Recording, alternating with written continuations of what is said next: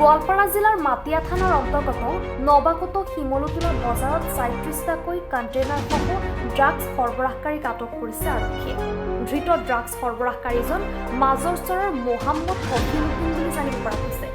এক গোপন খবৰৰ ভিত্তিত অৰুণোদয় ক্লাব, স্থানীয় গাঁওৰক্ষী বাহিনী, নৱাগত শিমলুতলা বজাৰ পৰিচালনা সমিতিৰ লগতে ৰাইজৰ সহযোগত মাটিয়া আৰক্ষীয়ে ড্ৰাগছ সৰবৰাহকাৰী মহম্মদ কফিলুদ্দিনক কৰায়ত্ব কৰিবলৈ সক্ষম হয়।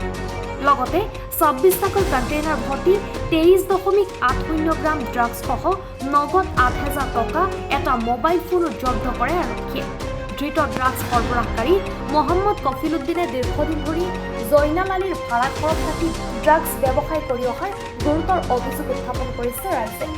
অৰুণোদয় ক্লাব, স্থানীয় গাঁওৰক্ষী বাহিনী আৰু নৱাগত শিমলুতলা বজাৰ পৰিচালনা সমিতিৰ ৰাইজে কুখ্যাত ড্ৰাগছ সৰবৰাহকাৰী মহম্মদ কফিলুদ্দিনৰ লগতে নিচাজাতীয় দ্ৰব্যৰ লগত জড়িত থকা ব্যক্তিসকলৰ বিৰুদ্ধে কঠোৰ ব্যৱস্থা গ্ৰহণ কৰিবলৈ প্ৰশাসনক দাবী জনায়। বজাৰত জয়নাল নামৰ এজন ব্যক্তিৰ ঘৰ ভাড়া দিয়ে তেওঁৰ বাউণ্ডাৰীত।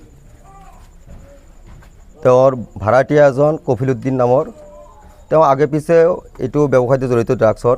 আজি ঠিক আবেলি ৫ বজাত নৱাগত শিমলুতলা আঞ্চলিক অৰুণোদয় ক্লাবৰ লগতে বজাৰ কমিটিৰ নেতৃত্বত আমি আৰু VDP, আমাৰ দুজন VDPৰ ছেক্ৰেটাৰী ইয়াতে আছে বজাৰৰ আমাৰ ভাটিপাৰাত, তেওঁলোকৰ নেতৃত্বত আমি গোপন সূত্ৰ পমখেদি কফিলুদ্দিনৰ পকেটৰ পৰা 36টা কণ্টেইনাৰ আমি জব্দ কৰোঁ। জব্দ কৰি আমি মাটিয়া আৰক্ষী থানাত খবৰ দিওঁ। লগে লগে মাটিয়া আৰক্ষী থানা আহি কফিলুদ্দিনক এৰেষ্ট কৰে আৰু লগতে টকা ৮,০০০, মোবাইল এটা সহ জব্দ কৰে। আৰু ইতিমধ্যেই তেওঁৰ যিখিনি তথ্য পাইছে, তেওঁ আগৰ পিছে বিজনেছত জড়িত।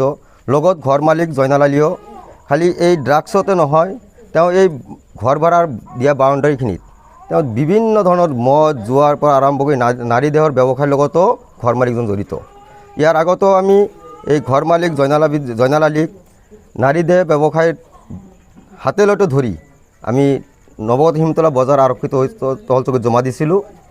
কিন্তু এটা খুব পৰিতাপৰ বিষয়, বজাৰত এটা আৰক্ষী টহল চকী থকা অৱস্থাতো ইমান দিনে এইখন বাউণ্ডাৰীৰ ভিতৰত যে এনেকুৱা অবৈধ কাম চলি আছে, ইয়াত আৰক্ষীৰ ক'ৰবাত কিবা দুৰ্বলতা আছে নেকি, আমাৰ এটা সন্দেহ হয়।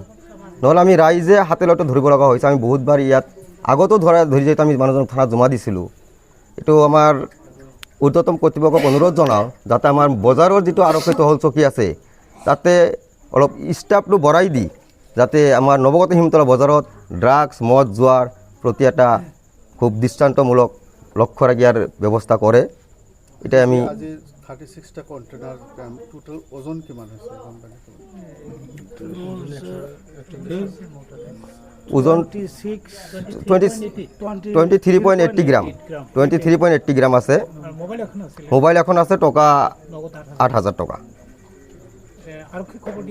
আৰক্ষীক খবৰ দিয়াত আমাৰ মাটিয়াৰ আৰক্ষী থানাত খবৰ দিয়াৰ লগে লগে মাটিয়াৰ আমাৰ আৰক্ষী বিষয়াসকল আহি ইতিমধ্যেই বস্তুখিনি জব্দ কৰিছে আৰু কফিলুদ্দিনক ইতিমধ্যে এৰেষ্ট কৰিছে। আৰু আমি তেখেতক এটা অনুৰোধ জনাইছোঁ যাতে জয়নালকো ইয়াৰ আওতাত আনি ইয়াৰ এটা সুব্যৱস্থা কৰে। আৰু এই বাউণ্ডাৰীত যাতে যিখিনি ঘৰ ভাড়াতীয়া আছে, আমি আগতো আৰক্ষী থানাত জনোৱা আছিল যে ক'ৰ বাহিৰা মানুহ, চব বাহিৰৰ মানুহ, কি তাৰ কোনো নথি পত্ৰ আছে নাছে, এইবিলাক যে ভাড়া দি আছে, ইয়াৰ এটা তদন্ত অচিৰেই কৰিব লাগে বুলি আমাৰ এটা। কফিলুদ্দিনৰ বয়স আনুমানিক 30-32 মান হ'ব। তেওঁৰ অৰিজিনেল ঘৰ আলপতিচৰত। তেওঁ দীৰ্ঘদিনৰ পৰা এই ব্যৱসায়ত জড়িত। আগতো কেইবাবাৰ তেওঁক চাৰ্জ কৰা হৈছিল, আমি পোৱা নাছিলোঁ।